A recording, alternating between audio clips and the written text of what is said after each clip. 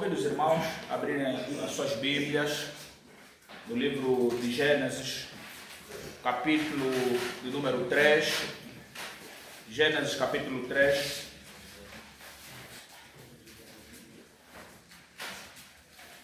Estaremos a ler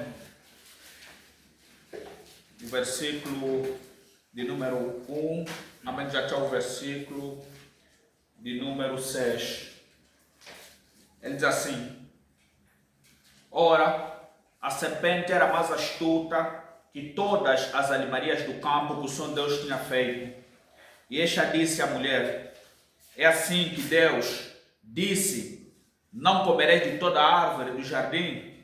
E disse a mulher à serpente: do fruto das árvores do jardim comeremos, mas do fruto da árvore que está no meio do jardim, disse Deus: não comereis dele, nem nele tocareis, para que não morrais. Então a serpente disse à mulher: certamente não morrereis, porque Deus sabe que no dia em que dele comerdes, se abrirão os vossos olhos e sereis como Deus, sabendo o bem e o mal. E vendo a mulher que aquela árvore era boa para se comer, e agradável aos olhos, e árvore desejável para dar entendimento, tomou do seu fruto e comeu, e deu também a seu marido, e ele comeu com ela. Amém, amém, irmãos? Amém. Então, no dia de hoje, se o Senhor se permitir, estaremos a trabalhar aqui algumas doutrinas relativamente aos fundamentos, aos alicerces da caminhada cristã. Então, com base nisso, nós havíamos já, num contexto específico, trabalhado um pouco sobre a doutrina da suficiência das Escrituras. Então, como queremos avançar com alguns ensinos base da fé cristã, temos muita gente nova e até alguns antigos que, lamentavelmente, não dominam com clareza aquilo que são os fundamentos da doutrina de Cristo. E uma delas é mesmo a doutrina das obras mortas, ou então a doutrina do pecado, a amarteologia. Estaremos aqui, amados irmãos, a caminhar de modo um pouco mais exaustivo, detido sobre esse ensino, de tal modo que ele nos sirva de base para os outros ensinos que estaremos a trabalhar a nível da igreja. Sabemos nós que não nos é possível termos uma compreensão precisa e clara do Evangelho, da doutrina da salvação, da doutrina da reconciliação, da cruz, expiação e não só, sem que tenhamos uma precisão sobre o ensino bíblico relativamente ao pecado, né? Teologicamente, essa doutrina da amarteologia, que significa a doutrina do pecado, é um ensino farto em toda a Escritura. De Gênesis a Apocalipse temos várias passagens que trabalham esse ensino com muita precisão e com muita clareza.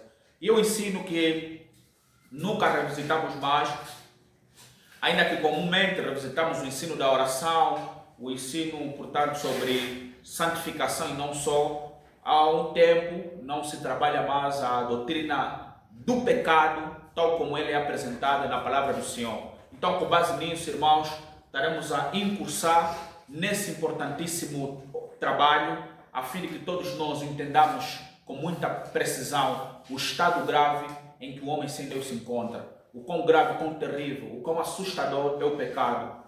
Então, amados irmãos, para compreendermos o Evangelho, é necessário termos um entendimento bíblico e claro sobre o que é o pecado. Então, a palavra de Deus trata o pecado como o maior problema da humanidade. Com base nessa introdução, já conseguimos ver, irmão, que o maior problema da humanidade não é saneamento básico, não é alimentação para todo mundo, não é saúde para todos. O maior problema da raça humana, dos seres humanos, é o pecado. Então, o pecado é o único mal que tem a capacidade de criar essa ruptura, essa quebra da comunhão entre o homem e Deus. A palavra de Deus diz no livro de 1 de João, capítulo número 3, versículo de número 4, conforme nós já havíamos trabalhado em outro contexto, ele diz assim: todo aquele que pratica o pecado também transgride a lei, porque o pecado é a transgressão da lei. Está em 1 de João, capítulo número 3, verso 4. Então, o conceito básico, simples, sobre o pecado significa essencialmente transgressão da lei de Deus. Isto é, violar aquilo que Deus ordenou em sua palavra. A lei de Deus expressa o caráter de Deus, um caráter santo perfeito. E quando o homem peca, ele está indo contra a vontade santa do Criador. Deus é soberano sobre todas as coisas. Ele criou todas as coisas de modo justo, correto, perfeito, bom. E o homem voluntariamente, deliberadamente decidiu se impor contra este mesmo ensino. Ou seja, pecado é a transgressão da lei. O que significa essencialmente, amados irmãos, à luz das Sagradas Escrituras, que o pecado é uma afronta direta contra o Criador. É uma forma de se rebelar contra Deus. À luz da palavra do Senhor, nós observamos o pecado de vários ângulos, ou então de várias maneiras. E dentro dessa definição do pecado, nós estaremos a procurar compreender como é que o pecado então é contemplado na Bíblia Sagrada, aquilo que são as características do pecado, a definição bíblica do pecado. O primeiro princípio bíblico sobre o pecado está aqui em Gênesis, capítulo número 2, versículo 17, diz assim: mas Deus diz assim, e ordenou o Senhor Deus ao homem, começando 16, dizendo, de toda árvore do jardim comereis livremente, mas da árvore do conhecimento do bem e do mal, dela não comereis, porque no dia em que dela comerdes, certamente morrereis. O primeiro ponto, ainda na introdução, que nós precisamos colocar, é o pecado como desobediência a Deus. Esse é o primeiro ponto que nós precisamos entender. Pecado como desobediência a Deus, pecado de comissão, pecado de omissão. Vamos tentar desenvolver de modo mais cauteloso, detalhado, esse ensino, para que esteja muito claro em nossa mente, porque o nosso contexto em que na qual nós estamos inseridos, você não conhece mais o que é pecado. Vocês vivem como se o pecado não existisse. O pecado, amados irmãos, desde o início, Deus estabeleceu a sua vontade para que o homem se submetesse a ela. Pecar é desobedecer voluntariamente à vontade expressa de Deus em sua palavra. Nós lemos aqui em Gênesis capítulo 2, versículo 17, que Deus deu a sua ordem a Adão e Eva, dizendo que tudo vocês podem comer livremente. Mas da árvore do conhecimento do bem e do mal, dela não comereis, porque no dia que dela comerdes, certamente morrereis. Isso é uma ordem que Deus deu, é uma lei que Deus deu aos nossos primeiros pais. E quando Adão e Eva comem da árvore do conhecimento do bem e do mal, lamentavelmente, nós conseguimos observar que eles voluntariamente rejeitaram se submeter à autoridade de Deus. Adão e Eva, no capítulo 3 que nós fazemos a leitura, eles comeram daquela árvore que Deus os proibiu para que não comessem, cometendo assim desobediência contra o Criador, ou seja, rebelião, se insurgiram voluntariamente contra o Senhor. Então aqui está claro que é o pecado expresso na Sagrada Escritura como rejeição, aliás, como desobediência, Pecado como desobediência à lei explícita de Deus em sua palavra. O segundo ponto importante, amados irmãos, é o pecado como rejeição da vontade de Deus. Ou seja, a Bíblia diz aqui em Gênesis capítulo 53, versículo 6. Quem encontrou pode fazer sua leitura. Isaías capítulo 53, um texto muito conhecido, um texto cristológico, em Isaías 53, verso de número 6. Em verdade, todos nós, tal como ovelhas perdidas, andamos errantes. Cada ser humano tomou o seu próprio caminho, e o Senhor fez cair sobre ele a iniquidade de todos nós. Então, amados irmãos, esse texto mostra a essência do pecado, que é seguir o próprio caminho em vez de seguir o caminho de Deus. Ou seja, Isaías diz que todos nós andávamos desgarrados, desviados como ovelhas.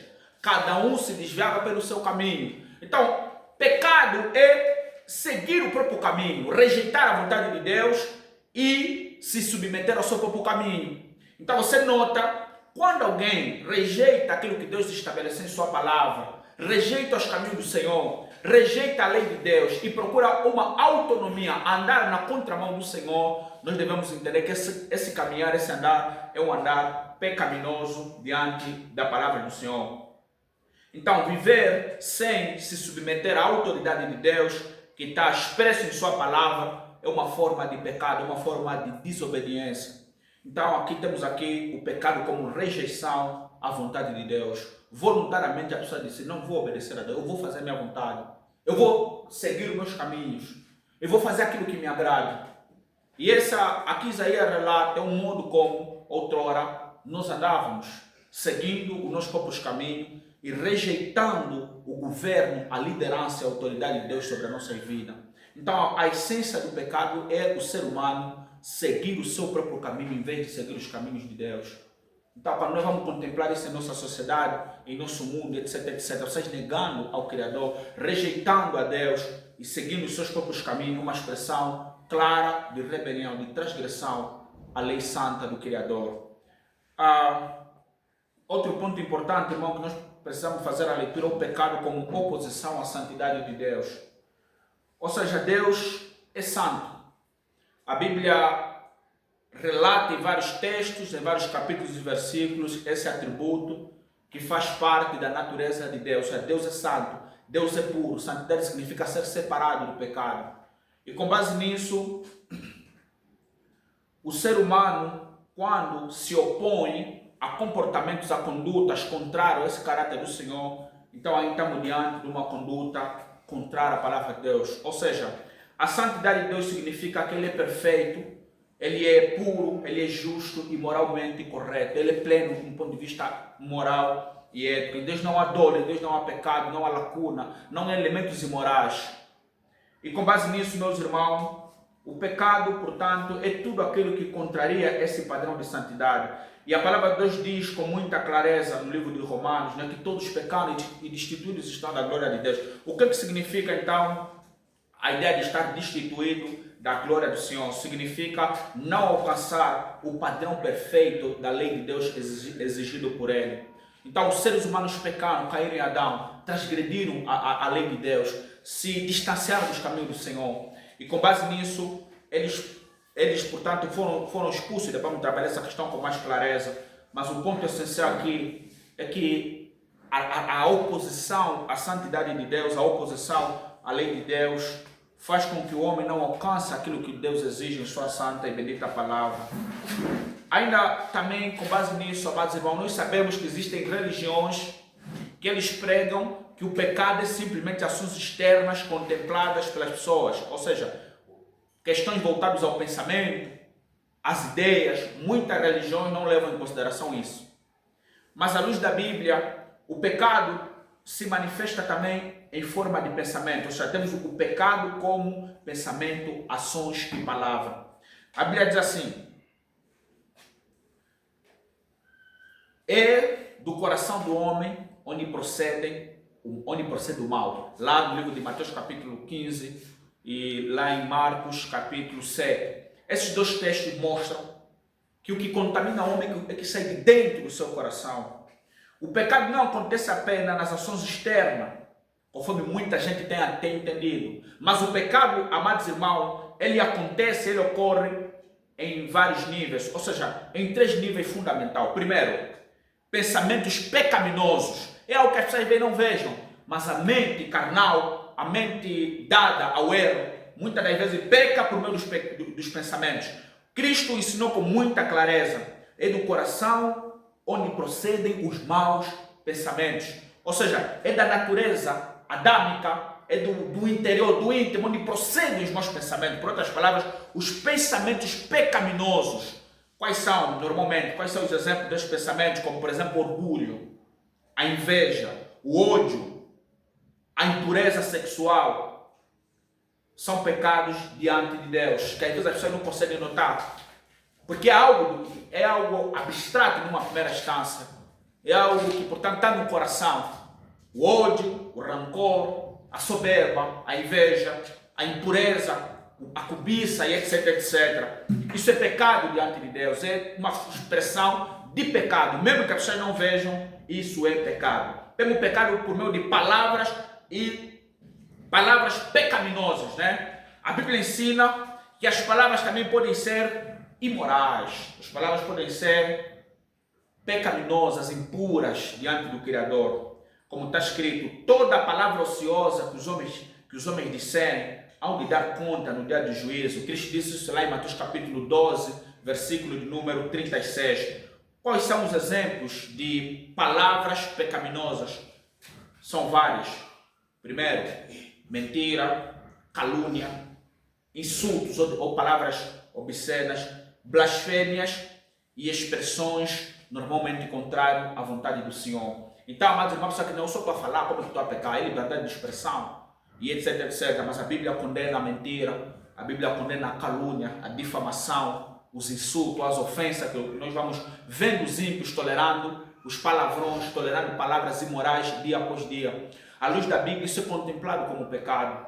Por isso que o cristiano deve ter muito cuidado sobre o modo como ele usa a sua língua, o modo como ele usa as suas palavras, porque biblicamente falando, existem sim palavras pecaminosas. E tem um pecado como ações, né? Comportamento, atitudes. São os pecados visíveis que se manifestam em comportamentos como, por exemplo, roubo, fornicação, adultério, prostituição, idolatria, inveja, assassinato.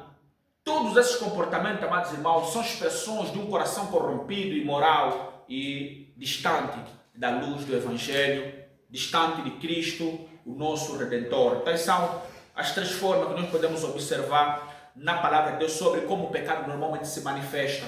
Ele se manifesta por meio de pensamentos pecaminosos, segundo, por meio de palavras pecaminosas, terceiro, por meio de ações pecaminosas ou imorais. O pecado vai apresentar-se muitas vezes nessas três dimensões. Alguns que não são muito de pecado de modo externo, pecam mais no coração e etc, etc.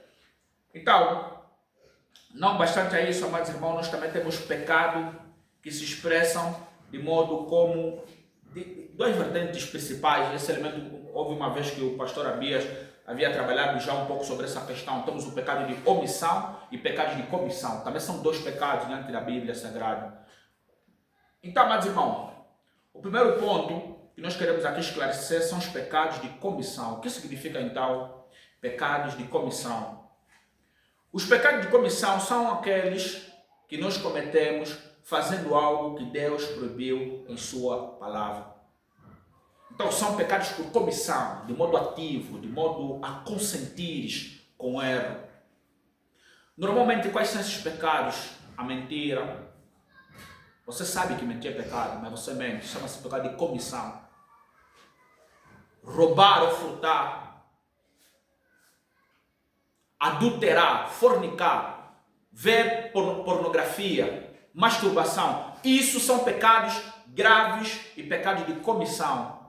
Você peca ativamente, não é por ignorância, não é por negligência, mas é por rebelião ou por desobediência voluntária àquilo que está explícito na palavra do Senhor.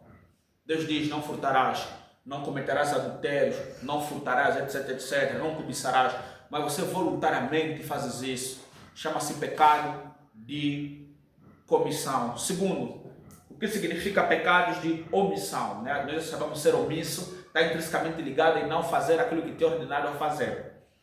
Os pecados de comissão são pecados quando nós deixamos de fazer o bem que Deus ordena em sua palavra, como está lá no livro de Tiago, capítulo 4, verso 17. Né? Ele diz que aquele, pois, que sabe fazer o bem e não faz, comete pecado. Portanto, nós não pecamos apenas quando nós fazemos o mal, mas também pecamos quando deixamos de fazer o bem. Precisamos ter esse entendimento. Aquele que sabe fazer o bem e não faz, peca. E muita gente hoje em dia deixou de fazer aquilo que Deus manda em sua palavra. Aquilo que Deus prescreveu na Sagrada Escritura. Talvez seja o teu caso, meu irmão e minha irmã. Que eventualmente você dizes que está bem espiritualmente, porque talvez não estás a roubar, não estás a mentir, não estás a adulterar. Mas, nesse mesmo princípio bíblico, pode-se dar o caso de que você deixou de fazer coisas que Deus orienta em sua palavra, como amar o próximo, fazer o bem, visitar, aconselhar, evangelizar e etc, etc. Há pessoas que deixaram de fazer o bem faz tempo. Então o pecado se manifesta também desta maneira. Então, amados irmãos, o primeiro ponto do nosso ensino era trabalhar essencialmente o conceito bíblico do pecado. O nosso segundo ponto é trabalhar mais um pouco sobre a origem do pecado. Então, quando o pecado começou? Né? Qual é a origem do pecado? A fonte, a etimologia e etc, etc. Biblicamente falando, amados irmãos, o pecado tem duas origens. O pecado começa com a rebelião de Satanás com os outros anjos lá no céu e a posterior, então, se manifestar aqui na terra. Não teremos a trabalhar hoje sobre a origem do pecado no céu, mas teremos a trabalhar essencialmente a origem do pecado aqui na terra. Amados irmãos, compreender a origem do pecado é essencial para entendermos por que o mundo está cheio de sofrimento, morte, corrupção, guerras, violência, ódio, tristeza, angústia, pobreza, miséria, etc, etc. A Bíblia ensina que o pecado não surgiu em Deus, pois Deus é absolutamente santo, justo e perfeito. A Escritura afirma com muita clareza que Deus é luz e nele não há treva nenhuma. Não bastante a isso, amados irmãos, o pecado, ainda que não for, que Deus não seja o autor do pecado, a existência do pecado aqui nesta terra faz parte dos planos de Deus, ou seja, faz parte da vontade soberana do Criador. Isso é uma verdade bíblica que não podemos anular.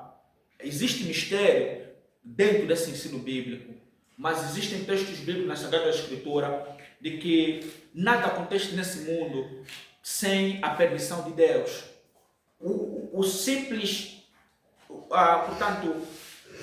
facto de nós observar essa realidade na Escritura não significa que Deus esteve distraído quando o pecado entrou na face da terra. Não bastante a isso, a culpa do pecado, os culpados do pecado são Adão e Eva. Deus não é culpado pelo pecado de ninguém. Deus não peca e não tenta ninguém ao pecado. Deus não é autor do pecado. Mas não bastante isso, nós notamos na Sagrada Escritura, Deus, de modo soberano, né?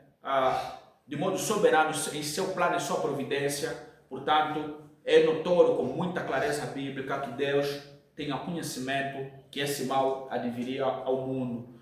Então, amados irmãos, à luz da Escritura, o texto de 1 João capítulo 1, verso 5, significa que em Deus não existe maldade. O caráter de Deus é santo, é perfeito. Nós trabalhamos um pouco sobre a doutrina dos atributos de Deus e sabemos que Deus é puro, Deus é santo. E santidade significa essencialmente estar separado de todo tipo de pecado e de maldade. Em Deus não existe maldade, injustiça ou pecado.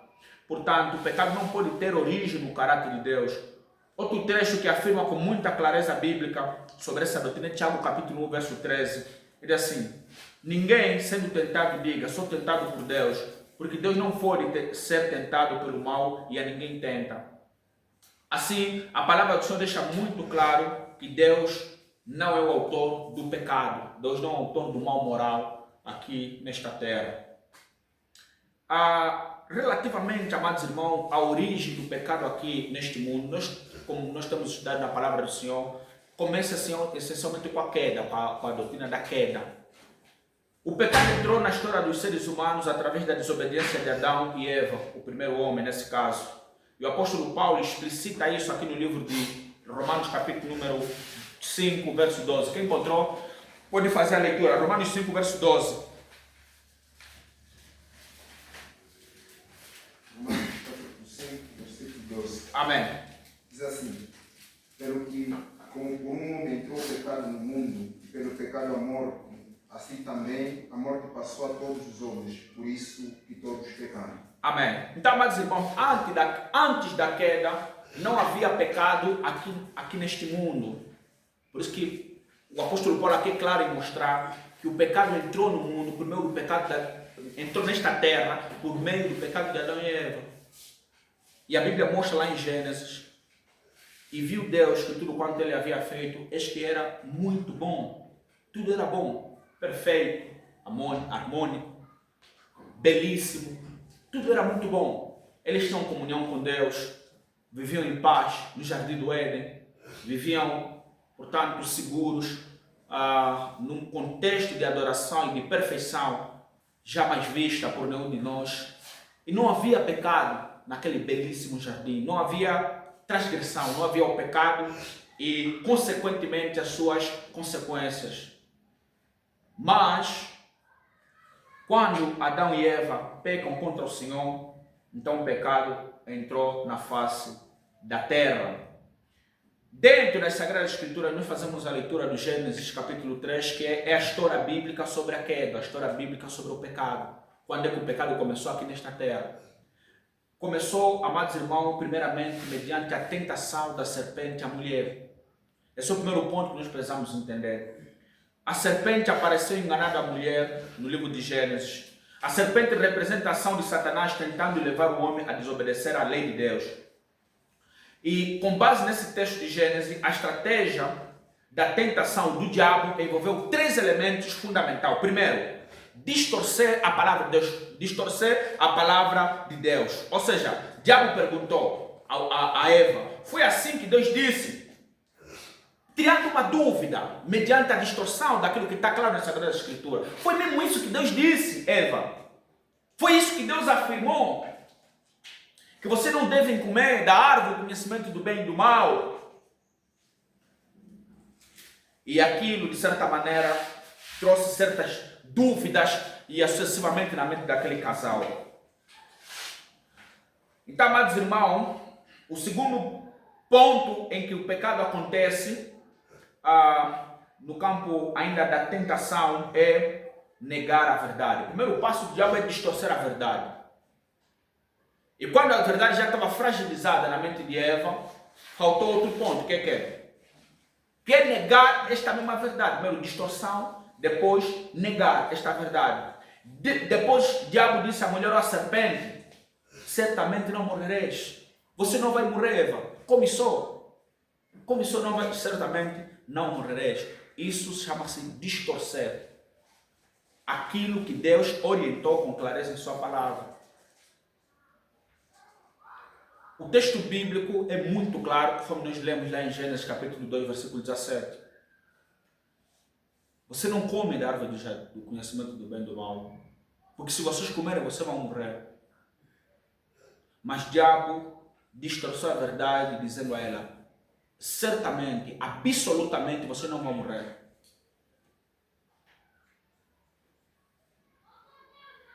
E vocês conseguem contemplar, amados irmãos, uma rejeição direta à vontade ou à palavra de Deus. Porque Satanás sabia aquilo que Deus orientou a Eva. A serpente tinha este conhecimento, tinha essa ciência. Mas já em Gênesis é notório a forma sutil, astuta de como o diabo induz, portanto, a Eva a negar, a rejeitar a orientação direta de Deus.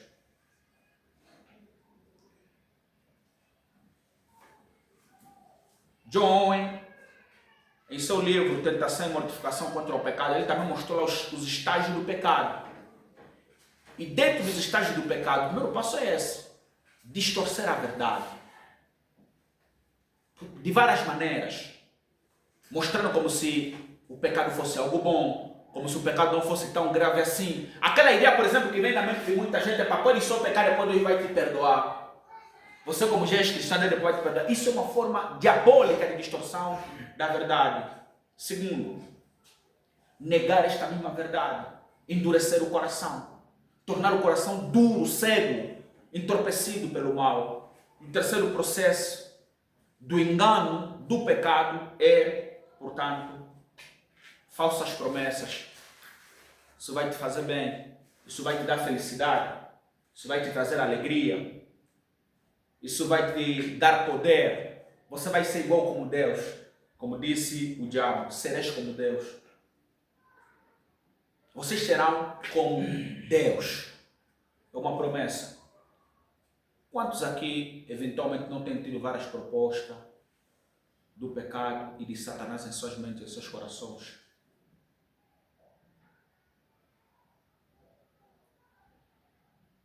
O processo é o mesmo, irmão. Estamos aqui a ler um texto de muitos séculos atrás. Mas até agora, muita gente nega Cristo, se distancia da palavra, por essas 3 formas de distorção da vontade de Deus, engenhada pelo diabo. Distorção da verdade, negação da verdade e falsas promessas. Deixa de ser cristão, faz e desfaz, você vai se sentir bem.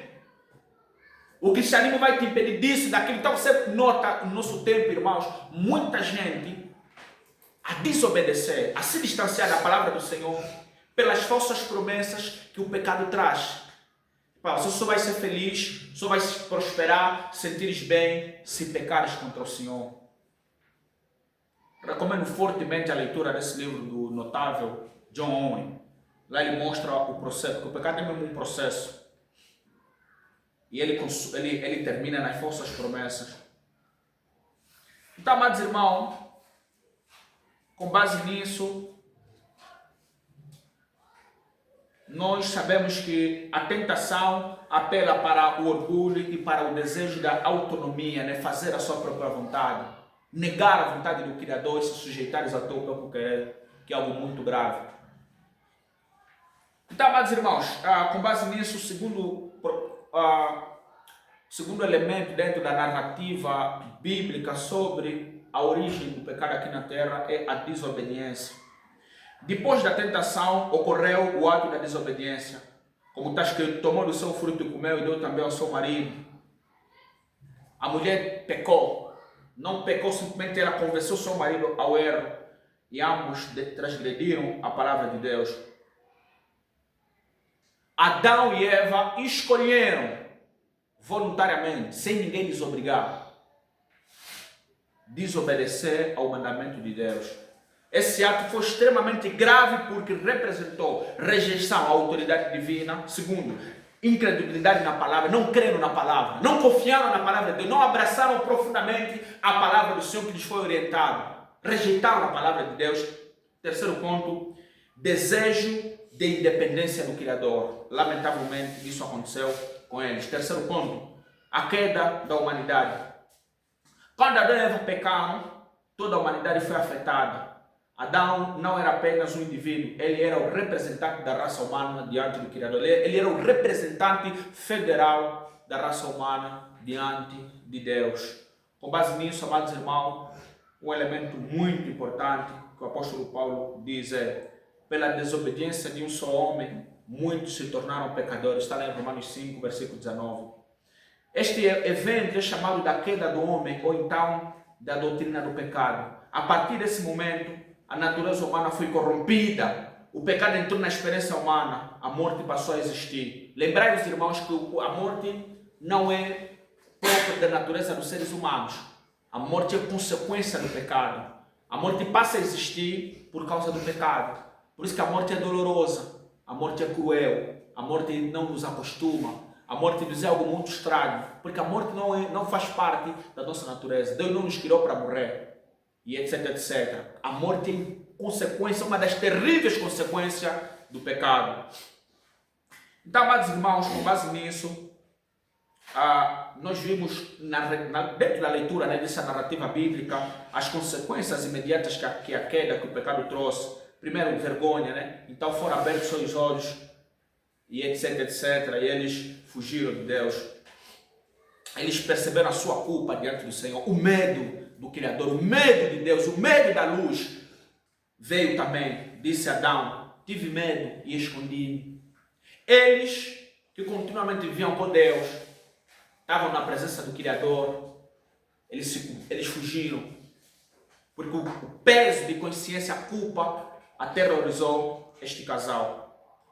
O pecado destrói a comunhão com Deus e etc, etc. Outra terrível consequência imediata: separação de Deus para com o homem. Gênesis capítulo número 3, versículo 23, o homem foi expulso do jardim. O homem foi expulso do jardim. Então, amados irmãos, o pecado trouxe muito estrago. Muito, mas muito estrago. O pecado afetou toda a criação. Como diz o apóstolo Paulo em Romanos capítulo 8, versículo 20, que o pecado afetou toda a criação. Ele diz assim, a criação ficou sujeita à vaidade. E por causa do pecado, hoje em dia existe muito sofrimento aqui neste mundo. Muitas doenças, cânceres, gangrenas, dores crônicas, deficiências terríveis, cegueira, surdez. Muitas coisas que acontecem nessa terra, irmãos, é consequência do pecado. Injustiça e a morte. Então, isso é notório em toda a palavra de Deus. Então, esse é o segundo ponto que nós precisaríamos trabalhar relativamente à origem do pecado. Então, irmão, quem quiser, portanto, depois tomar, aí tem um pouco de café para aqueles irmãos que depois quiserem tomar um pouco, estão na vigília, etc, etc. É só de modo assim reverente, aí pega aí o teu copo, de tal modo que nos mantenhamos em alerta, nos mantenhamos atenciosos, a fim de que não venhamos a perder de vista o fluxo daquilo que é a construção deste ensino bíblico. Amados irmãos, o terceiro ponto está intrinsecamente ligado com a depravação humana. O pecado afetou de modo radical toda a estrutura humana. O ensino bíblico sobre a depravação radical ou a depravação total é uma das doutrinas centrais da doutrina do homem, né? Ou da antropologia bíblica. E também um ponto importante dentro da teologia bíblica. Ela ensina que por causa da queda, toda a natureza humana foi corrompida pelo pecado. O pecado afetou toda a natureza humana. Então, amados irmãos, nenhuma parte da natureza humana permaneceu intacta ou pura diante de Deus. O pecado afetou completamente o ser humano. Qual é o sentido bíblico de depravação total? O que isso significa? A depravação total, amados irmãos, significa que o pecado afetou as diversas dimensões da estrutura humana. O homem não é apenas um pouco pecador ou parcialmente corrompido, ele é radicalmente afetado pelo pecado em toda a sua constituição. Ou seja, a Bíblia descreve lá no livro de Isaías, diz que da planta, né, dos pés até a cabeça não há nele coisas sãs. Toda a cabeça está enferma e todo o coração fraco e excessivamente. Então, a corrupção do pecado afetou de modo completo o homem, as emoções, a mente, a consciência. Então, o pecado é tão terrível, tão corruptor, amados irmãos, que nós vamos descrever aqui sobre essa questão, que ele afetou toda a estrutura humana, toda a estrutura do ser humano. O primeiro ponto, amados irmãos, que o pecado afetou tragicamente os seres humanos, que é algo fundamental, é a mente, é o intelecto.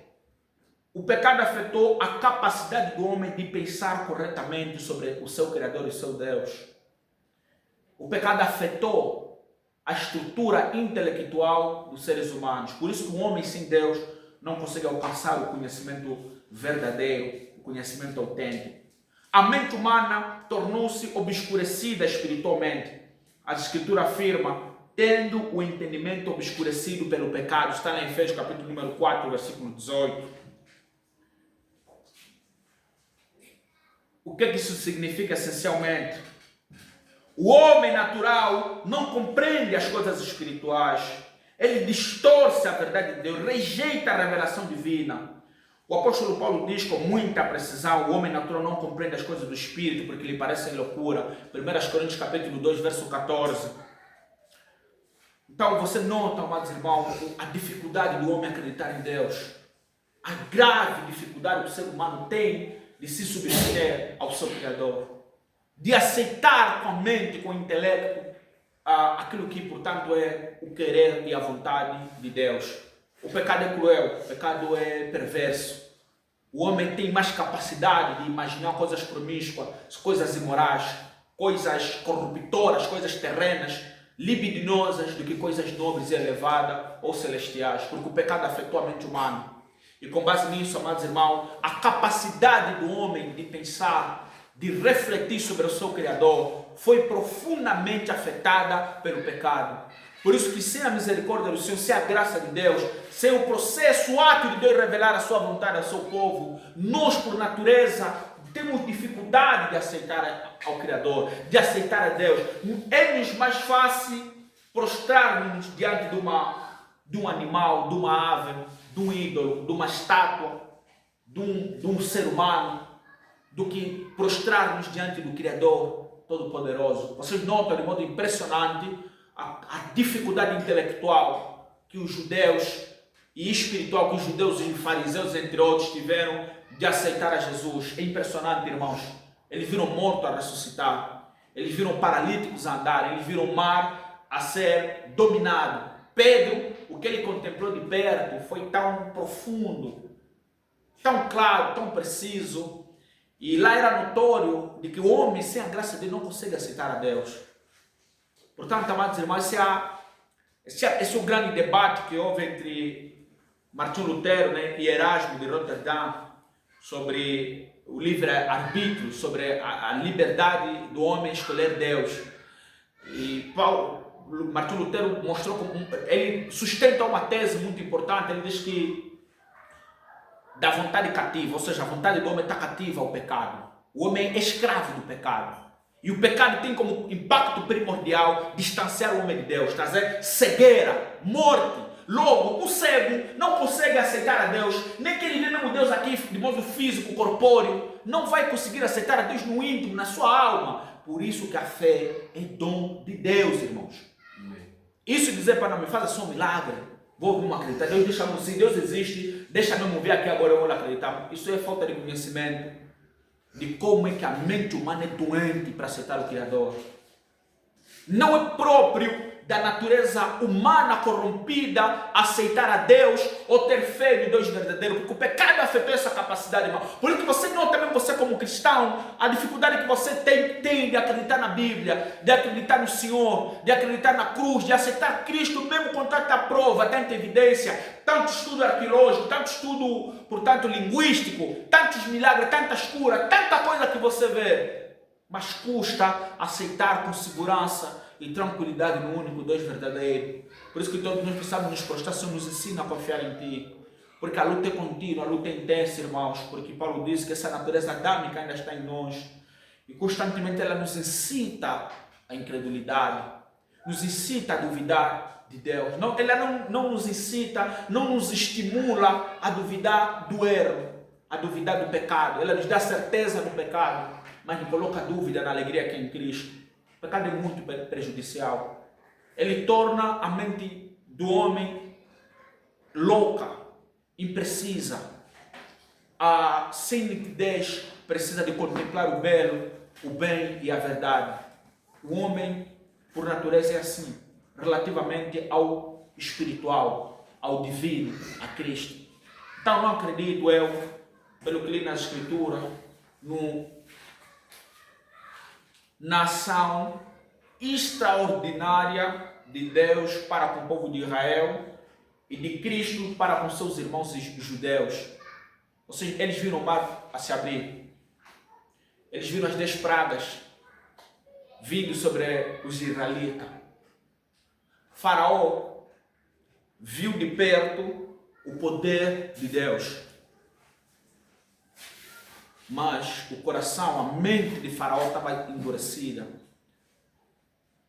E ele não conseguiu crer no Senhor. Ele tentava crer, mas não demorava muito tempo para agir de modo inconsistente. Porque sem a graça do Senhor, o homem é muito mais pior do que nós podemos imaginar. Por isso que não existe fé verdadeira sem que o Espírito Santo de Deus haja no coração da pessoa. E a doutrina bíblica, amados irmãos, é de que a fé é mesmo um dom de Deus. Logo, precisamos ter essa percepção sobre o impacto do pecado, portanto, do pecado no ser humano. Depravação total. Está intrinsecamente ligado com essa verdade. O pecado afetou toda a estrutura do ser humano. Primeiro o pensamento, segundo a vontade. Você precisa prestar muita atenção nisso. E talvez seja a razão de você não conseguir estar alinhado à vontade de Deus. Porque a vontade de Deus é boa. Ela não traz culpa, não traz dor, angústia, ressentimento e peso de consciência. Mas é difícil para o homem escolher a vontade do Senhor. Ele luta entre dois pensamentos. Por isso, meus irmãos, não devemos de nos esquecer que nós como cristãos aqui nesta terra estamos em luta. Por isso que é importante nós meditar constantemente na doutrina do pecado e o modo como o pecado trabalha na vida do descrente, na vida de um cristão. Essa é uma luta contínua e intensa a cada dia que passa. Outro modo da depravação, que a depravação afetou a vontade humana. A vontade humana também foi afetada pelo pecado. O homem não apenas ignora Deus, ele resiste e se opõe à vontade divina. Abramos as nossas Bíblias no livro de João, capítulo número 5,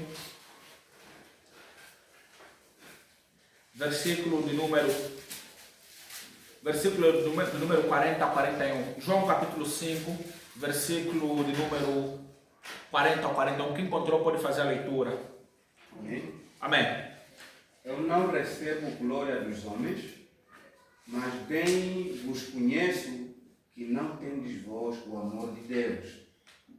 Eu vim em nome de meu Pai e não me aceitais. Se outro vier em seu próprio nome, a esse aceitareis.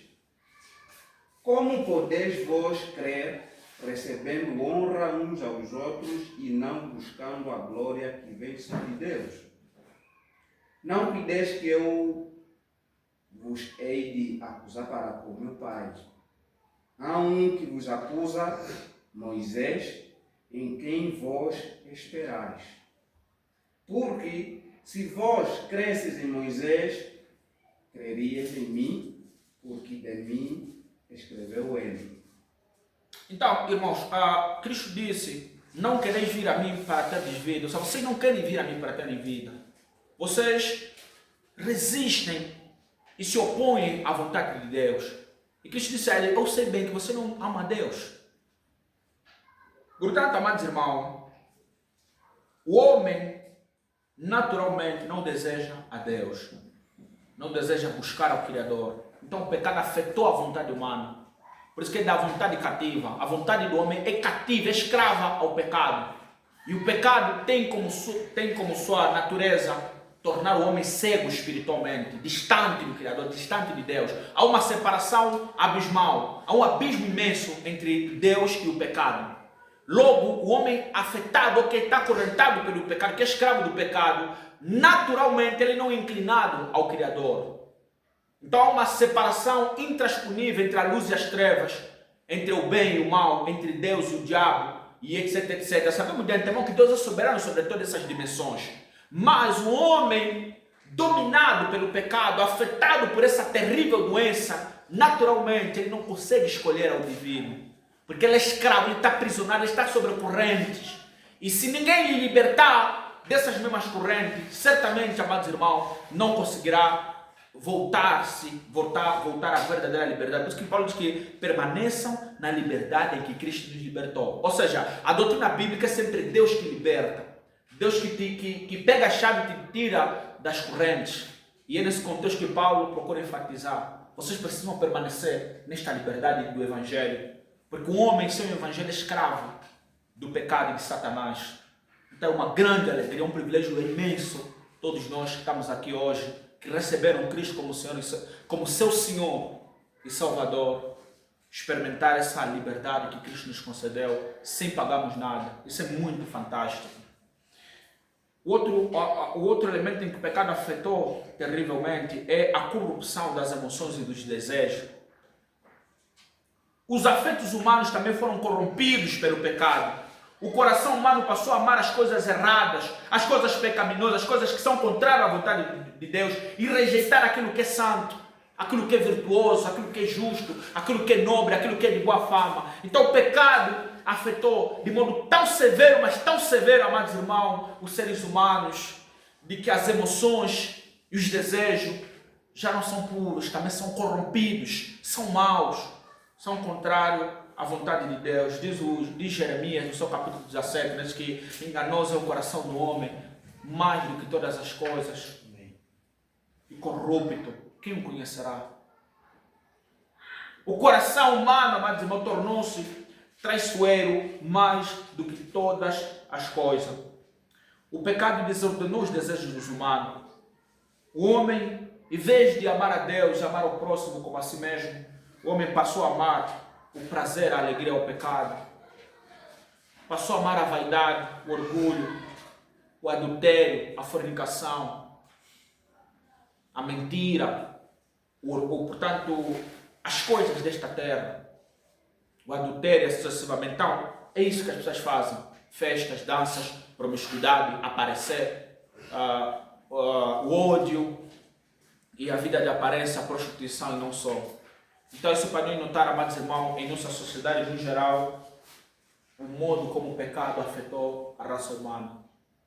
O mundo é testemunha disso. Sabemos, irmão, que muitas das guerras que estão a ser disseminadas a nível do mundo, tudo é por conta da ganância humana e do desejo infinito pelo poder. E por conta dessa toda luxúria, ostentação, vaidade, corrupção humana, milhares de almas, pessoas inocentes, vão caindo uma por uma a cada dia que passa. É muita gente a morrer. É muita coisa errada neste mundo. O ser humano é muito cruel, muito terrível. O pecado afetou, portanto, aquele que seria o juiz, a bússola, aquele elemento importantíssimo dentro da ética e da moral humana, que é a consciência. O pecado até afetou a consciência humana. Ou seja, a consciência que deveria ser o que deveria orientar o homem para o bem, também foi afetada, infeccionada pelo pecado. É um vírus, é uma bactéria, um câncer, é uma doença tão terrível, mas tão terrível, que afetou até a consciência. Tanto que nós vemos em muitos textos da Sagrada Escritura que a consciência torna-se endurecida ou distorcida por causa do pecado. O pecado tem, portanto, essa capacidade, essa potência de cauterizar a mente, como diz o apóstolo Paulo em 1 Timóteo, capítulo de número 2, capítulo número 4, verso 2, tendo a consciência cauterizada, vão proibir certas coisas, etc, etc. Então, o pecado é tão terrível que torna a pessoa insensível ao pecado. O ser humano pode chegar a um nível de se tornar insensível ao pecado. Isso esse é um estágio normalmente muito terrível. E ele acontece em contextos ou em situações em que o indivíduo chegou no fundo do poço, em que a consciência está cauterizada de tanto pecado, de tanta coisa errada, de tanta repetição no erro, depois ele torna-se insensível ao mal. Já não lhe pesa comer carne de pessoa, já não lhe pesa matar pessoas, já não lhe pesa roubar, assassinar. O pessoal da psicologia chamam é alguém que tem problemas terríveis mentais, é um lunático, né? é um psicótico, um indivíduo que perdeu o sentido daquilo que é próprio dos seres humanos. Ele já não sente nenhum remorso, não sente nenhuma culpa, nenhuma dor, e a situação. Então, esse é um estágio terrível, que quando você chega aí, então aí já não há esperança para ti. O pecado afetou o corpo. A estrutura corpórea nossa também foi infectada pelo pecado, por isso que é depravação total ou depravação radical. Afetou a mente, o pensamento, o intelecto, as emoções, os desejos, afetou, portanto, a consciência, até afetou o corpo. Por isso que é a doutrina da depravação total, uma das terríveis consequências do pecado. O corpo humano, antes da queda, não havia morte, não havia doença, não havia sofrimento, mas depois do pecado, amados irmãos, o corpo tornou-se sujeito à corrupção. E nós conseguimos contemplar hoje em dia os efeitos danosos do pecado. Por exemplo, doenças, cânceres mais terríveis possíveis, tumores dos mais crônicos possíveis. Você pode observar em nossa sociedade, há muita doença nesse mundo, irmãos. Há muita gente com terríveis doenças nos leitos dos hospitais.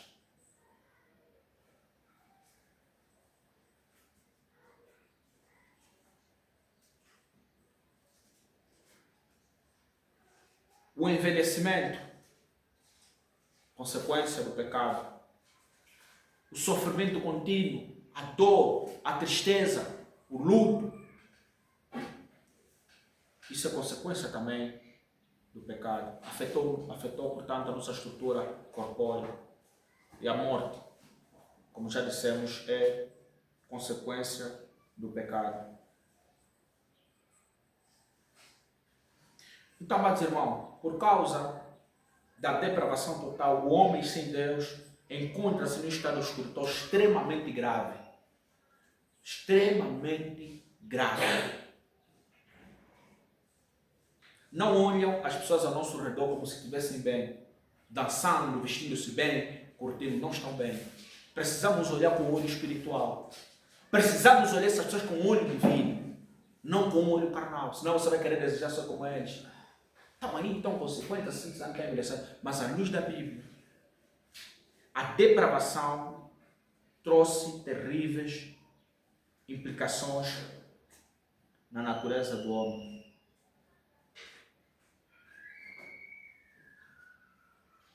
O homem ímpio, o homem natural, não tem força nem interesse de buscar ao Deus verdadeiro. Ele está nem aí com amor à santidade e aquilo que é bom, que é certo, que é justo. Ao mesmo tempo que eles vão condenar algo que se fez que é errado, no outro minuto você estará ali a defender algo pior. Ele não tem interesse na santidade. O homem é muito cruel. O ser humano é extremamente terrível, amados irmãos.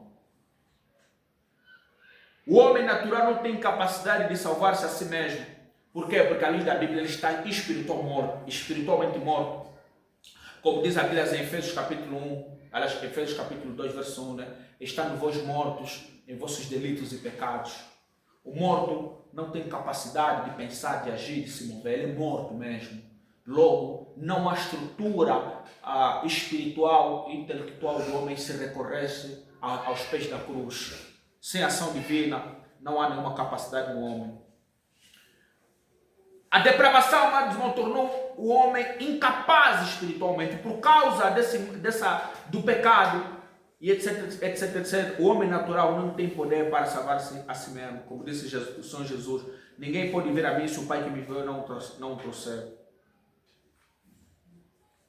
Meus irmãos, o pecado é cruel, o pecado é terrível, muito, mas muito terrível. O homem é depravado por natureza. Por isso que todos nós que cá fazemos presente, diariamente lutamos contra o pecado. A luta é contínua, como disse o apóstolo Paulo. Há essa luta entre a carne e o espírito. Porque ainda, amados irmãos, existem requisitos da natureza adâmica em nós. Nós lutamos para fazer o bem. Lutamos diariamente para vigiar e orar para não pecar contra o Criador. Nós vemos o impacto, as consequências do pecado no mundo afora. E nós vemos inteiramente em nossos corações. Por isso que um cristão verdadeiro continuamente luta. A luta contra a incredulidade, contra a dúvida. A pessoa é cristã, é de Deus, sentado em casa, caminhando, fazendo um outro trabalho. Na mente dele vem a dúvida sobre a existência de Deus. A mente humana, o pecado é tão cruel que afetou os pensamentos humanos, até nós, irmãos. Como é possível um cristão duvidar da existência de Deus e de Jesus Cristo? Será que Deus existe mesmo? Mas se Deus não existe, nós vimos de onde? Ou mente enganosa e traiçoeira? Mas isso deves colocar em mente, que é o efeito danoso do pecado na mente e na consciência humana. O homem não consegue ter um pensamento constante e linear, acreditando integralmente na palavra do Senhor. Por conta desse impacto do pecado. A última coisa que deveria acontecer conosco é duvidar da existência de Deus e de Cristo. Essa é a última coisa que deveria passar na nossa mente. Mas alguns eventualmente têm essa luta. Como diz as Escrituras, desunência em seu coração, não a Deus. Então, o sentimento de rejeitar o Criador é fruto de uma mente afetada pelo pecado. Irmão, o pecado é muito terrível, muito cruel, muito torpe, muito astuto, muito mais inteligente e sinistro do que nós podemos imaginar. Por isso que o homem só consegue escapar do engano, da atrocidade do pecado, se agarrando firmemente, amados irmãos, na cruz de Cristo. Se agarrando com dois braços, com muita força em tudo que está escrito nesse livro. Não pensa que a tua mente é muito mais inteligente do que a Bíblia. Não brinca, irmão. Não existe um ser aqui nesta terra com capacidade intelectual, lógica e etc, semelhante à do diabo e semelhante à estrutura carnal que é em nós.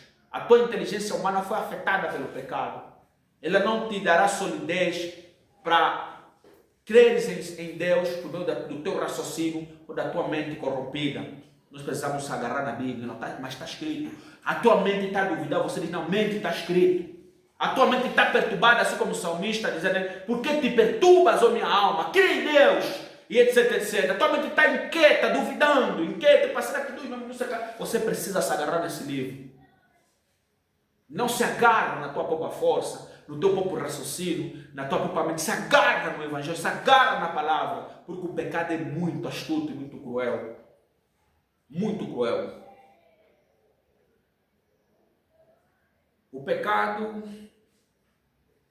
tende a endurecer também o coração humano, roubar a alegria, a paz, trazer dureza, engano, né?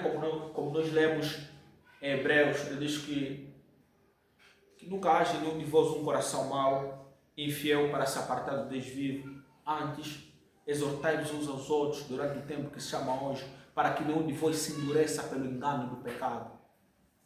Biblicamente falando, o pecado endurece o coração, torna o raciocínio perturbado, endurecido e pervertido. Tenha muito cuidado com o pecado, meu irmão e minha irmã. Talvez você não entenda mais nada da Bíblia, não tens alegria da tua salvação, essa paz na alma, porque eventualmente está se envolvendo em coisas erradas que você precisa reconhecer que estás errado e se arrepender enquanto é tempo, porque o pecado distorce a mente e o raciocínio. O pecado é muito terrível. O quarto ponto, amados irmãos, a universalidade do pecado. O pecado é universal. O pecado não afetou somente os africanos, o pecado não afetou somente os asiáticos, o pecado não afetou somente os europeus, os gregos ou os bárbaros. O pecado afetou toda a humanidade. A Bíblia ensina claramente que o pecado não é um problema de apenas algumas pessoas ou de determinados grupos sociais. Pelo contrário, o pecado é uma realidade universal, presente em toda a raça humana. Desde a queda do homem em Gênesis, toda a humanidade passou a viver debaixo da influência da corrupção, do pecado. A Escritura declara, todos que tiveram da fé, juntamente se fizeram inúteis. Isso está lá em Salmos capítulo 14, né? Abramos as nossas Bíblias em Romanos capítulo número 3, um texto clássico que Paulo trata sobre a universalidade do pecado, de que o pecado afetou, de modo geral, os seres humanos.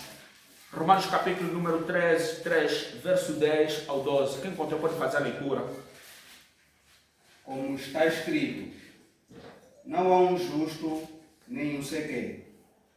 Não há ninguém que entenda, não há ninguém que busque a Deus. Todos se extraviaram e juntamente se fizeram inúteis. Não há quem faça o bem, não há nenhum só. A sua garganta é um sepulcro aberto. Com a língua tratam enganosamente. Peçonha de áspides está debaixo de seus lábios, cuja boca está cheia de maldição e amargura. Os seus pés são ligeiros para derramar sangue. Em seus caminhos há destruição e miséria. E não conheceram o caminho da paz. Não há temor de Deus diante de seus olhos. Ora, nós sabemos que tudo o que a lei diz aos que estão debaixo da lei, o diz para que toda a boca esteja fechada e todo o mundo seja condenado diante de Deus.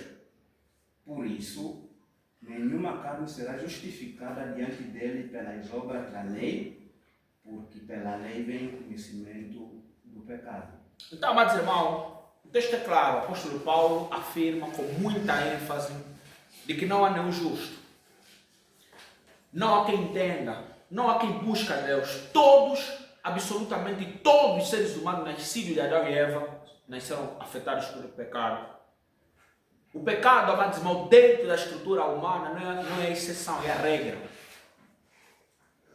Logo, precisamos entender, amados irmãos, que verdadeiramente o pecado afetou toda a estrutura social. Ele é universal. O pecado está presente em todas as culturas, raças, nações, sociedades. Isso inclui as classes sociais, ricos, pobres, governantes e cidadãos comuns, religiosos e não religiosos, pessoas instruídas e pessoas ignorantes, judeus e gentios. O apóstolo Paulo afirma com muita clareza em Romanos capítulo 3, versículo 23, todos pecaram e destituídos estão da glória de Deus. A televisão é testemunho, a escola é testemunha, as famílias, as culturas são testemunho de que verdadeiramente todos são pecadores. Todos são maus, todos pecaram, não há nenhum justo. É só você sair um pouco na rua, ligares a televisão, pesquisares qualquer coisa, olhares ao teu redor, notarás. Os homens são maus, os homens são injustos, amam o erro, não anseiam o seu Criador.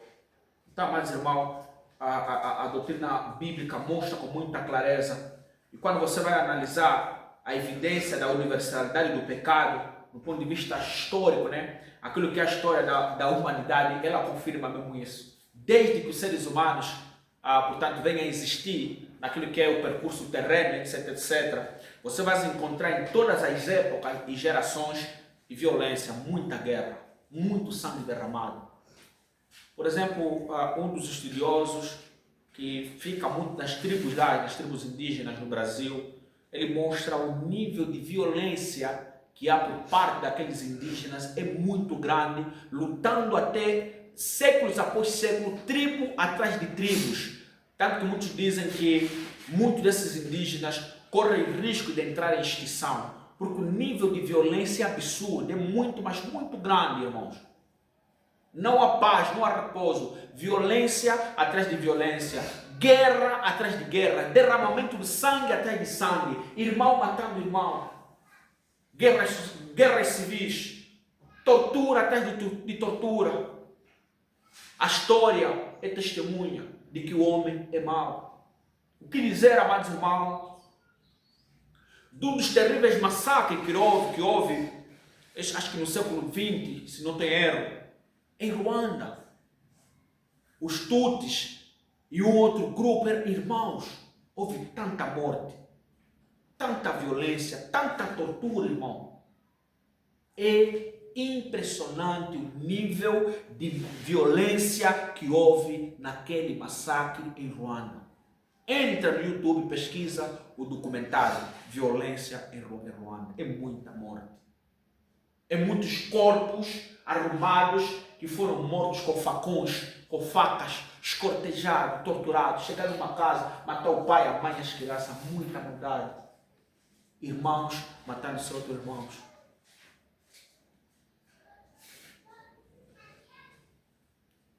A história, a evidência é testemunho de que não há quem faça bem.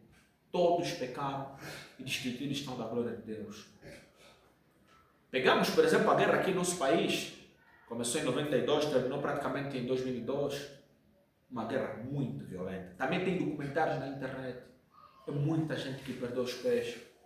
Muita gente que morreu. 28, 27 de maio, é muita gente sacrificada. Você nota como é possível o ser humano ser capaz de atos tão graves, tão imoral, tanta maldade assim no ser humano. Irmãos, não sejamos otimistas quanto à natureza do homem. O homem cruel, o homem mau, muito mais mau do que nós podemos imaginar. Não há quem faça o bem. A história é testemunho. As evidências são testemunha de que os seres humanos são maus. O que dizer da Primeira Guerra Mundial? Mais de não sei quantos milhões de pessoas mortas. O que dizer da Segunda Guerra Mundial e do modo terrível como os alemães mataram os judeus, os holocaustos. Estuda um pouco a história do holocausto. Vai te quebrar o coração, vai ferir a tua alma, vai te quebrantar, vai te deixar perturbado por alguns dias. Vai te deixar muito reflexivo. vai te deixar com uma angústia, um peso no coração tão grande quando você assistir aquilo, irmão e irmã. Ao ver as pessoas colocarem nas câmeras de gases, criança, pegar aquela estrutura, aquelas peles, fazer com eles sapatos, fazer com eles certos brinquedos, muita coisa errada nessa terra. A história humana é muito suja, muito manchada de sangue derramado, muito sangue inocente tem sido derramado, desde que Adão e Eva pecaram até hoje.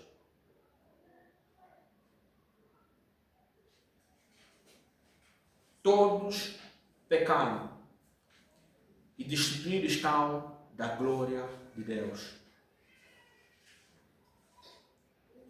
Em todas as tribos que você vai pesquisando, você vai encontrar guerras, violências, destruição, inimizade. Esse grupo não fala para aquele grupo, mas somos todos seres humanos. Você vai encontrar racismo, injustiça, corrupção, um ser humano a escravizar o outro. O que dizer da história da escravidão, amados irmãos?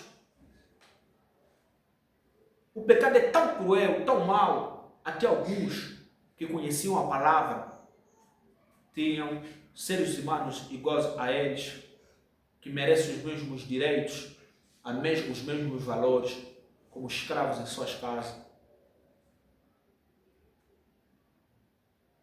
O processo de escravidão na história da humanidade também é algo que mancha profundamente a nossa raça, que revela de modo cabal e definitivo os homens são maus. Se não houver uma intervenção de Deus na história, os homens são muito mais cruéis do que nós estamos imaginando. O que eles fizeram com os escravos africanos e de outros povos, aquilo é assustador, irmãos. O que as mulheres africanas enfrentaram na mão daqueles cruéis, que muitos deles hoje estão no inferno, se não a maioria, é muito pesado. Eles usaram como animais as mulheres dos escravos, torturaram, violentaram, traumatizaram todo aquele pessoal.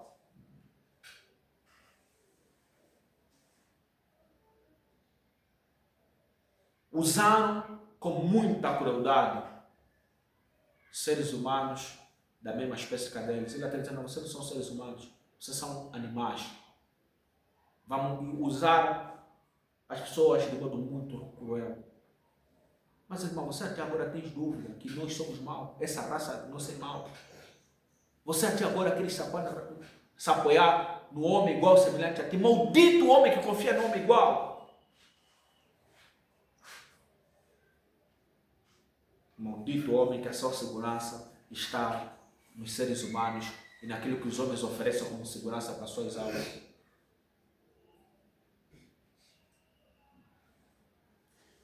Quando você entra no telejornal, na internet atualmente, você vê o modo como está morrendo muita pessoa nessa guerra entre América e Israel e Irã.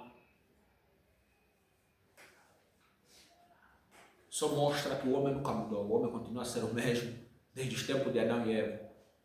A crueldade,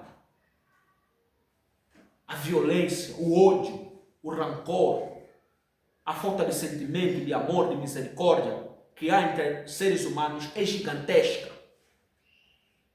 Luta por poder, por violência, rituais de bruxaria, rituais terríveis, amados irmãos, que expressam com muita veemência o ser humano é muito diabólico, muito satânico. Por exemplo, houve aqueles arquivos que foi disponibilizado publicamente, no caso Epstein, aquele homem da América que convivia com grandes entidades, portanto a nível global, a nível do mundo. Aquilo é assustador, amados irmãos. A barbaridade que esses bilionários, que muitos apareceram lá, fazem ao oculto, como disse Paulo, até dizer retorno. O que Paulo disse nos primeiros séculos, meus irmãos, hoje em dia até os céticos estão a dar conta. Matam bebê, comem carnes de seres humanos, beber sangue para lhe rejuvenescer.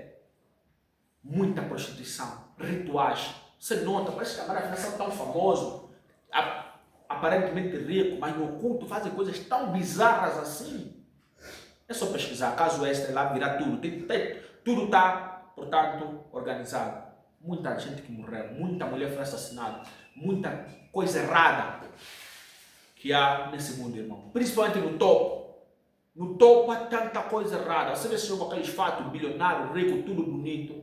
Mas os níveis de rituais satânicos em que na qual eles estão envolvidos é impressionante. Os homens são maus. Os homens são maus. A idolatria é notória. A corrupção moral é expressiva e clara em toda a sociedade. Paulo concluiu, diante da depravação total, para que toda a boca esteja fechada diante de Deus, para que todos cheguem à conclusão que verdadeiramente não há ninguém que faça o bem, todos são pecadores e todos merecem ir no inferno. Porque senão terão uma outra desculpa, não, o fulano de X está nem a se pegar, não. Ninguém pode justificar-se diante de Deus, pois todos são pecadores e dos mais terríveis possível. Por isso que a doutrina arminiana, ela tem alguns buracos muito grandes. É um erro, é uma heresia terrível. Quando você conhece a fundo o desdobramento do pecado na vida dos seres humanos, o impacto, as consequências do pecado nos seres humanos, na raça humana, jamais você vai colocar um pouco, nem só uma gota de esperança nos seres humanos, nem sequer um pouquinho de contributo positivo do ser humano para a sua salvação. Jamais terás coragem de que o homem participou para que ele seja salvo. Só chegarás a isso se você negar a doutrina do pecado e da depravação total.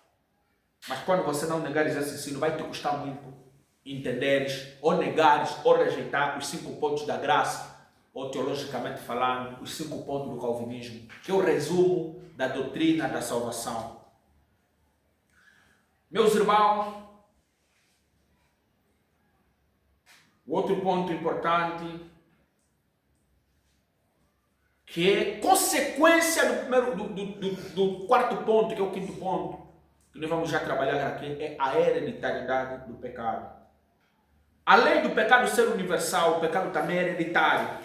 Isso significa que a natureza pecaminosa é transmitida de geração em geração, desde Adão e Eva. Davi disse com muita clareza, lá em Salmo capítulo 55, verso 5, como os irmãos conhecem, ele diz que eis que iniquidade eu fui formado e em pecado me concebeu a minha mãe. Ou seja, o pecado é hereditário. A palavra herdar é o processo de receber algo de alguém. Ou seja, nós recebemos essa natureza dos primeiros pais, Adão e Eva. À luz das Escrituras, amados irmãos, o pecado herdado de Adão, a Bíblia ensina que toda a humanidade está ligada a Adão como o seu representante federal. O apóstolo Paulo explica dizendo, por um homem entrou o pecado no mundo, é por um homem, quem? Adão. E também assim como em Adão todos morreram, assim também todos pecaram. Isso significa essencialmente, amados irmãos, que nós herdamos de Adão, primeiro, uma natureza pecaminosa, que chama-se o pecado original. Doutrina do pecado original. Nós herdamos isso de Adão e Eva. Segundo, uma inclinação para o mal, para a preguiça, para a incredulidade, a idolatria, a cobiça, o roubo, a dúvida do Criador. Então nós herdamos de Adão e Eva o fruto da rebelião. E a morte, nós também recebemos isso. Portanto, nós somos pecadores por natureza. O ser humano não se torna pecador apenas quando pratica um ato imoral. Ele peca porque já nasceu com a natureza pecaminosa. Essa verdade aparece também no livro de Efésios capítulo 2, né? Lá o apóstolo Paulo, antes de falar da graça, ele fala da depravação total. Efésios capítulo 2, versículo 13, diz assim, e éramos por natureza filhos da ira. Éramos por essência, por nascimento, filhos da ira, filhos do juízo de Deus. Assim, o pecado não é apenas um comportamento, ele faz parte da natureza caída do ser humano. O sexto ponto, para entrarmos já no último ponto, é a culpabilidade do pecado. Portanto, amados irmãos, além do pecado ser universal e hereditário também, ele passa, essa consequência do pecado, que é a culpa, também passou até nós. Esse ponto chama-se a culpabilidade do pecado. Todos são culpados diante do Senhor. O pecado também torna o homem culpado diante de Deus. A culpa é uma realidade jurídica e espiritual. O pecador não apenas comete pecados, ele se torna responsável diante da justiça divina. A Bíblia diz, porque o salário do pecado é a morte, mas o dom gratuito de Deus é a vida eterna em Cristo Jesus. A palavra salário significa consequência justa. Logo, a morte é o pagamento justo pelo pecado. O salário do pecado é a morte. A consequência justa para o pecador é a morte. É o pagamento justo, reto, para o pecador. A Bíblia diz que Deus é tão puro de olho que não pode contemplar o mal, não pode tolerar o mal, não pode tolerar a injustiça. Por causa da sua santidade e justiça, Deus deve julgar o pecado. A justiça e a santidade de Deus demandam que Ele puna o pecador, que Ele faça a justiça. Então, amados irmãos, dentro do tribunal celestial, todos os seres humanos comparecerão diante dele. Como está escrito, todos devemos comparecer diante do tribunal de Cristo. E nesse dia todos prestarão conta da sua vida. O pecado, amados irmãos, é um problema tão grave, mas tão grave, e que a consequência desta culpa, dessa doença, é eterna. Umas são temporárias e outras são eternas, que é o inferno.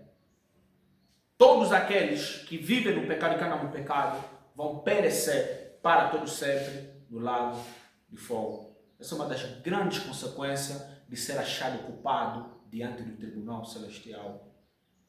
Deus não vai tolerar nenhum pecador, meus amigos. Nenhuma pessoa que é ímpia, ninguém que não nasceu de novo, ninguém que não está alicerçado na cruz de Cristo vai ser tolerado.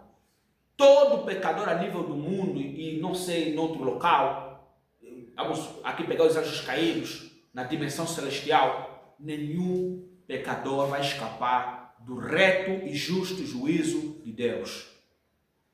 O salário do pecado é a morte. A pena, a consequência, a sentença devida ao pecador, ao pecado, é a morte. Somente escaparão aqueles que tiverem no curral celestial.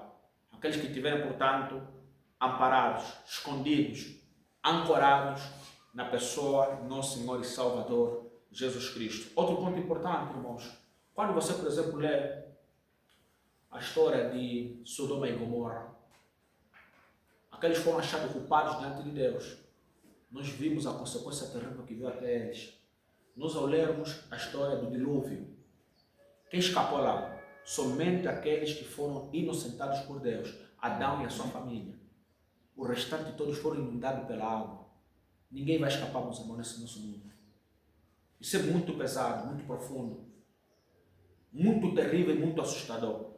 Mas nenhum rebelde pecador que peca, quer aqueles que pecam publicamente, como aquele que peca às escondidas, o justo juiz,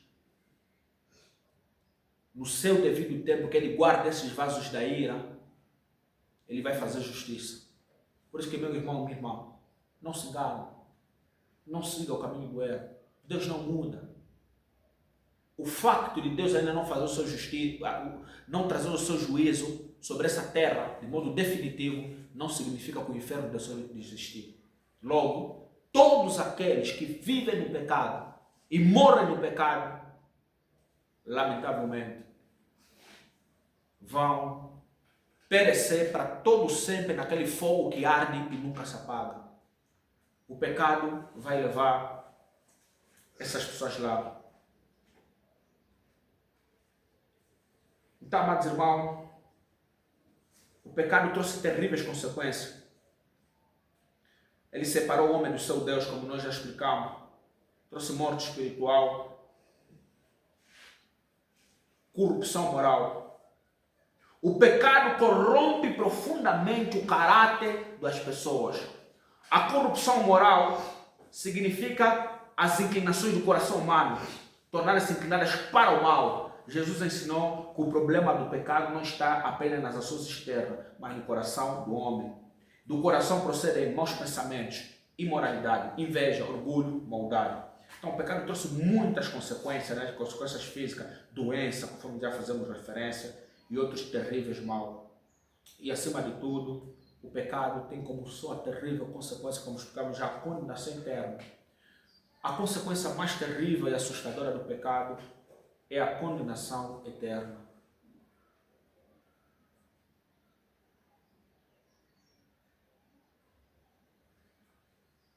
A Bíblia ensina que aqueles que permanecem em seus pecados enfrentarão o julgamento de Deus.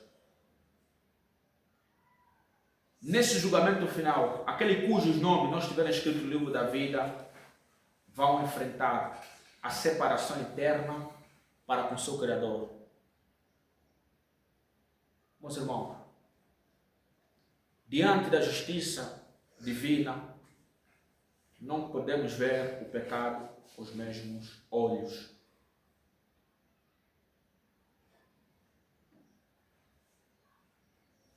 Como conclusão,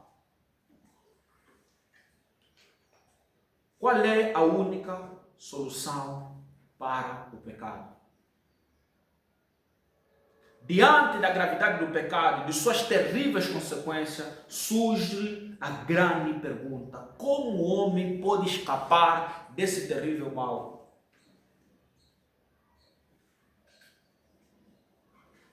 Nós já conseguimos apresentar aqui com muita clareza de que o homem não pode escapar ou salvar-se por si mesmo. A solução não está na igreja, a solução não está em religiões, a solução não está em boas obras, a solução não está em moralidade, a solução não está em tradições ou rituais humanos. Nós nos perguntamos, onde está a solução? Onde está o remédio a ser tomado para que sejamos curados dessa terrível doença, desse câncer maligno, meus amados irmãos? À luz da Bíblia Sagrada, a única solução para o pecado, a única, absolutamente a única para o pecado é a obra redentora de Jesus Cristo, o nosso Salvador. João Batista disse assim: eis o Cordeiro de Deus que tira o pecado do mundo. João 1:29. Então nós estamos a dizer, amados irmãos, quando João Batista evoca, quando ele contempla Cristo, ele diz: eis o Cordeiro de Deus que tira o pecado do mundo. Ele está se referindo essencialmente, ele está a apontar para o sacrifício perfeito que Cristo realizaria naquela cruz. No Antigo Testamento, os cordeiros eram oferecidos como sacrifício pelos pecados. Jesus veio como sacrifício definitivo e perfeito. Eis o Cordeiro de Deus que tira o pecado do mundo. É a única solução. João 1, versículo 29. Na cruz, Cristo tomou sobre si a culpa dos pecadores. A Bíblia diz no livro de Romanos, capítulo 5. Mas Deus prova do seu amor para conosco, em que Cristo morreu por nós, sendo nós ainda pecadores. Não bastante é isso, amados irmãos, a morte do nosso Senhor e Salvador naquela cruz, ela satisfez a justiça de Deus, pagou a penalidade e a culpa do pecado, e o outro ponto, abriu o caminho para o perdão, para que nós, por meio desse sacrifício de Cristo Jesus, fôssemos favoráveis diante do Criador. Então, a cruz de Cristo, a morte de Cristo naquela cruz, tem esses três tremendos benefícios: satisfazer a justiça de Deus, pagar a penalidade do pecado e abrir o caminho para o perdão, dar a possibilidade de haver reconciliação. A palavra reconciliação é o ato de haver paz em duas partes. Então, em Cristo Jesus, há essa graça de sermos reconciliados com Deus. Cristo reconciliou o homem com Deus. Por meio de Cristo, amados irmãos, o homem pode ser reconciliado, voltar a ter paz, a ter comunhão, a orar, a falar com Deus. Isso é muito impressionante. Nós nos perguntamos como é que é possível um assassino, idólatra, cruel, com um coração tão inquieto, duro como pedra, cego, inimigo de Deus, blasfemo, voltar a sentar na mesa do rei.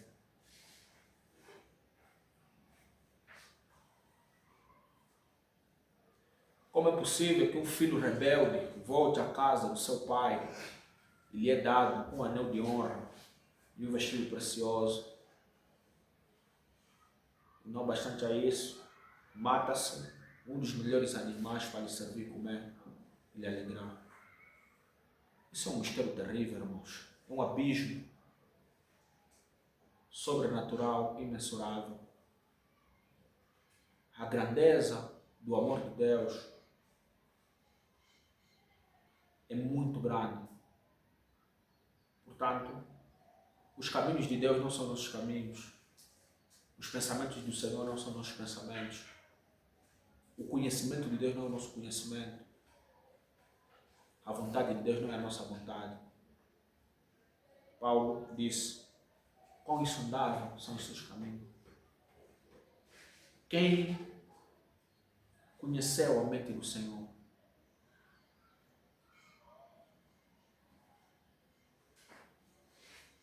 Diz o apóstolo Paulo, e nós temos cantado esse precioso louvor.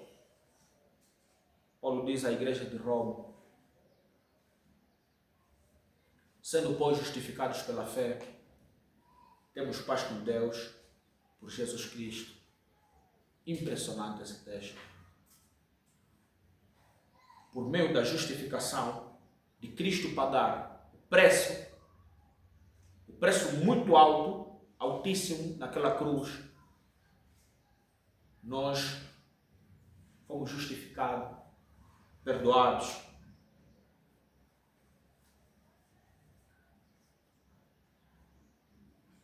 Ainda que a nossa consciência, a nossa mente não tenha nenhuma capacidade de alcançar isso, mas graciosamente Deus nos dá essa percepção de que verdadeiramente se crê de todo o coração que Deus enviou Jesus Cristo. Deus deu o seu Filho para morrer naquela cruz. Deus ressuscitou o seu Filho ao terceiro dia daquela cruz, recebeu ele no céu e está sentado à sua destra. E Deus disse que ele é o único caminho para a salvação, de que somente o ser humano será salvo confiando, descansando nesse Cristo. Isso é muito incrível, muito profundo, irmãos. O pecado vai existir aqui neste mundo até a sua destruição, mas aqueles que confiam no Senhor jamais serão envergonhados. Aqueles que aceitam essas palavras em suas almas certamente viverão para todo sempre.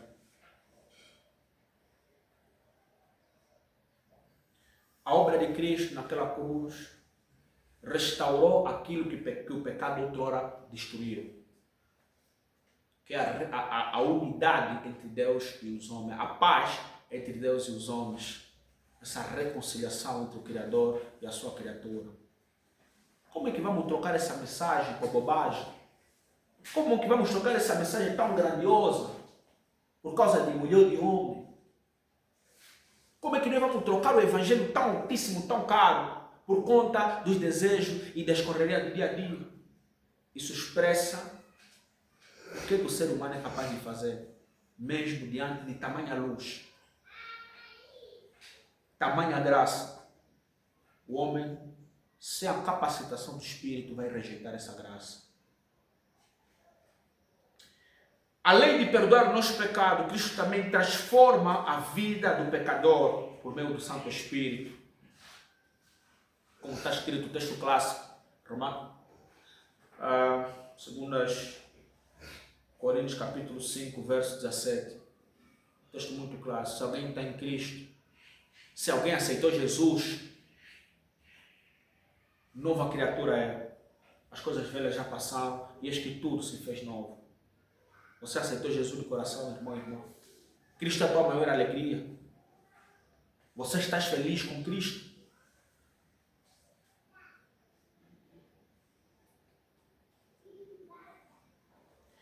Essa grande salvação, irmãos, que nos é dada em Cristo Jesus, que em tempo oportuno daremos a aprofundar um pouco mais, ela envolve, ela inclui nesse pacote perdão dos pecados, natureza espiritual, reconciliação com Deus, esperança da vida eterna. Por outras palavras, para quem está em Cristo, a morte não é o final de tudo. Para quem está em Cristo, a morte é um meio para irmos no céu. Como Cristo disse, aquele ladrão que teve com ele na cruz. Ele disse que em verdade te digo, hoje mesmo estarás comigo no paraíso. Cristo não mente, nós sabemos disso, mas nós aprendemos sobre a cristologia.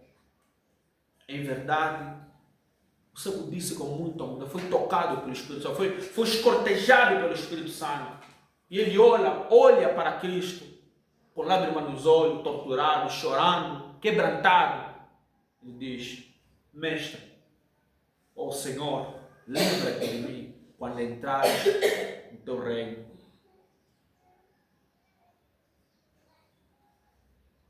E Cristo lhe olhou e lhe respondeu, você estará comigo no paraíso. Nós estamos aqui, meu amigo, por causa justa. Nós erramos, pecamos, roubamos. Mas ele não. Então não zomba. Irmãos e irmãs, você que está aqui hoje, que verdadeiramente estás em Cristo, para ti é a esperança de vida eterna. A morte não é o final de tudo na tua vida. A morte não vai dar o checkmate em ti. A sepultura jamais terá poder sobre a tua vida. Por quê? Porque o sangue de Cristo, amados irmãos, é muito mais poderoso do que a força da morte, a força do pecado. Como ele disse, aquele que crer em mim, ainda que morra, se viverá. Essa é a palavra do Mestre.